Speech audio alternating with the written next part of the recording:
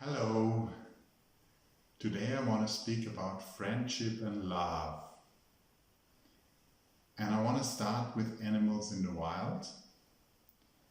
And when you have a look at animals in the wild, you can figure out that some of them, some species, they like to operate in packs. They usually operate in packs, while others are usually solitary animals.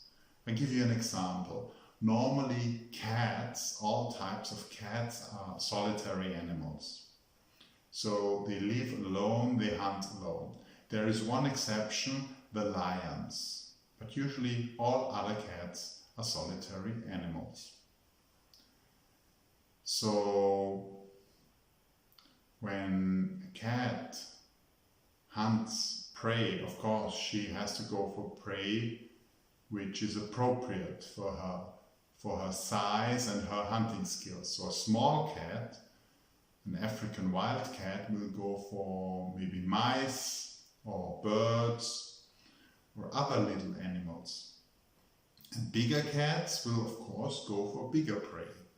And the lion, as the biggest cat, a single lion can go for a wildebeest, maybe a small buffalo or a gazelle. But it cannot go for a big buffalo or for a small elephant. However, if more lions work together, it is possible. They can go for the biggest buffaloes and they even can go for small elephants or gazelles. So by operating in a pack, they have access to additional food sources.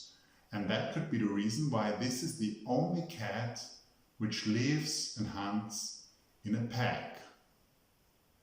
If we look at another animal, the dogs, we can see that all species, all subspecies of the dog, like hyenas, wolves or African wild dogs, they operate in packs. Well, the big difference between dogs and cats is that cats are sprinters. So when they hunt, they can have their maximum speed only for a short time.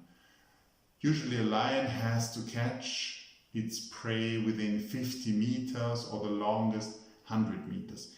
Then the lion will get very tired soon, so he cannot pursue the prey for a longer distance. That's why a lion has to operate with a surprise effect. So then there is a high chance that the lion will be successful. But dogs, on the other hand, they are very persistent. So they can pursue their prey for many hours. For example, if dogs smell that a possible prey animal, let's say a buffalo, is hurt, they can smell it even after the buffaloes left this location hours ago, and then they pursue the buffalo herd. They can smell where the buffalo herd went, and they can do this for hours. And when they reach the herd, the animal which is hurt might be weakened, and then they have a good chance to hunt it down. So this is the speciality of the dogs. And one explanation why they usually operate in packs might be that after you pursue an animal for many hours, if you would be only one single animal, you might be very tired after such a long time. But if you are a pack, you are still able to catch the animal and kill it. So these are examples about different types of animals. Now let's look at human beings. We human beings in ancient times were a pack animal. We operated in packs. A single human being was quite weak and would have had no big chances of survival, but as a group we were very strong. Of course we could speak, and we could have a strategy when we fought against the animals. So that's why it was very natural for us to live in a group, live in a pack.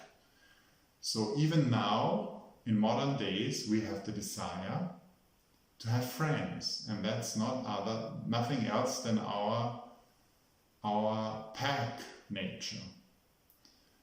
So when you meet somebody and you have a good feeling about friendship, that means that this person would be a good friend for hunting down animals, for protecting each other in the wild. It would work well, and that's why you get a good feeling about this person. Because in ancient times, it made a big difference who was your friend. If your friend could help you to survive in crucial situations, your chances of survival increased. While if you couldn't do that, your chances were not so high. So to choose a friend was a very egoistic act, actually. You had to look on yourself and your chances for survival.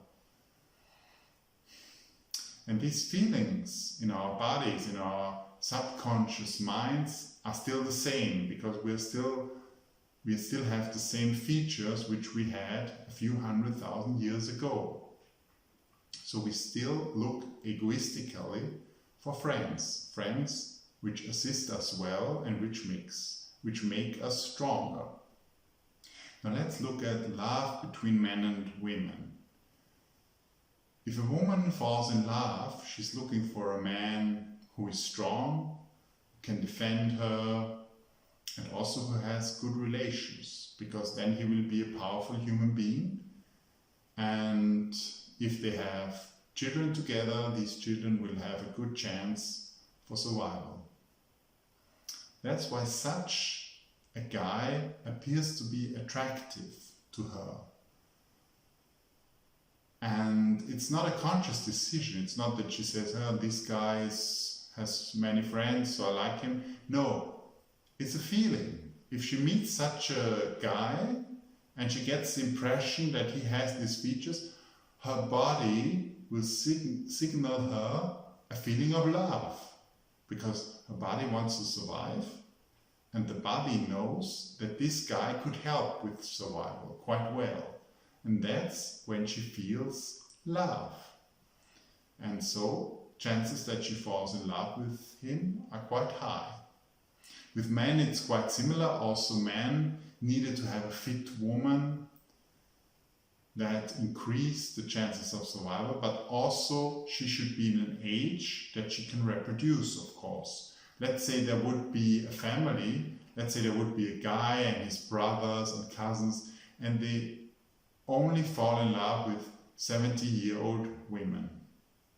So they would have a good time, of course, with 70-year-old women, because they are so in love. But after one generation, it would be over. All of them would be extinct. Their genes couldn't reproduce because the women were just too old. And so we, who are the surviving males, we go for younger women, because our bodies want to reproduce, and our bodies understand that this is most likely possible at a certain age for women. That's why we look for younger women usually. Now let's look at something which is said to be the closest love of all, the most intensive love of all, the love between a mother and her child. A mother will do everything for her child, will help the child until he's old enough, strong enough to be on his own.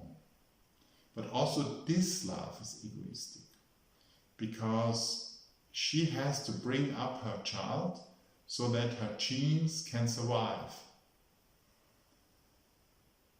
If her genes survive, if the child reaches adulthood, then her genes can live on in the future. She can spread her genes to future generations.